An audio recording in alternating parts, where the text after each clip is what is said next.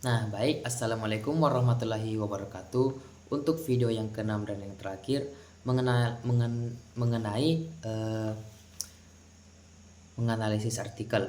Nah, untuk video yang terakhir ini berjudul Analisis Kebutuhan dan Rancang Bangun Sistem Manajemen Persediaan UMKM Berbasis Website di Era Society 5.0. Untuk mendapatkan identifikasi masalahnya, yaitu yang pertama, tidak adanya pencatatan stok atau persediaan barang di gudang sehingga tidak memenuhi permintaan konsumen.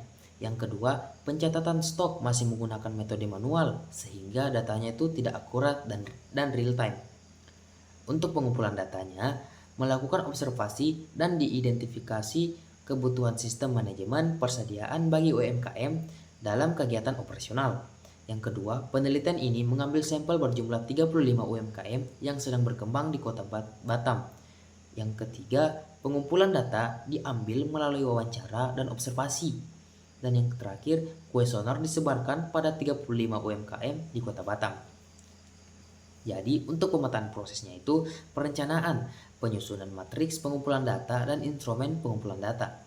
Yang kedua, pengumpulan data melalui wawancara dan observasi. Yang ketiga, identifikasi masalah, business framework. Dan yang keempat, identifikasi sebab akibat. Yang kelima, mengidentifikasi solusi masalah. Yang keenam, mengidentifikasi kebutuhan fungsional sistem. Dan yang terakhir, pemodelan kebutuhan fungsional sistem. Jadi, untuk menganalisis kelemahannya itu terdapat 77% responden merupakan UMKM yang bergerak di bidang penjualan retail dan 23-nya itu di bidang penjualan makanan dan minuman, food and beverage. Yang kedua, 77% responden itu memiliki permasalahan yang kekurangan tidak stok persediaan karena kendala dalam pencatatan persediaan.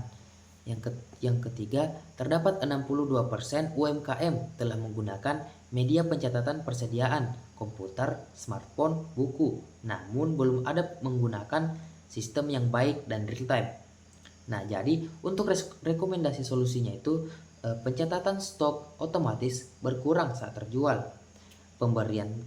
Pemberitahuan stok hampir habis, tampilan sederhana dan mudah digunakan, dan data stok real time.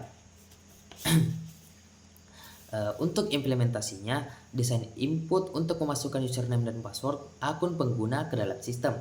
Yang kedua, halaman dashboard stok barang, menampilkan data stok barang secara keseluruhan dan tidak menambahkan data barang baru.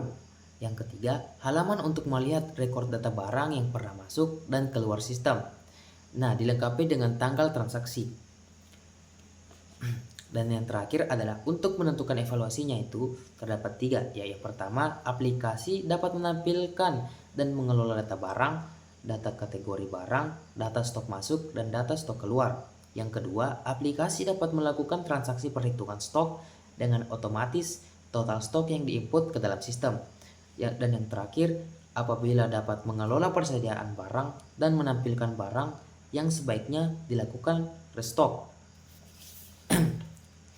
Sekian dari saya untuk artikel 6. Mungkin hanya itu saja. Sekian dari saya. Assalamualaikum warahmatullahi wabarakatuh.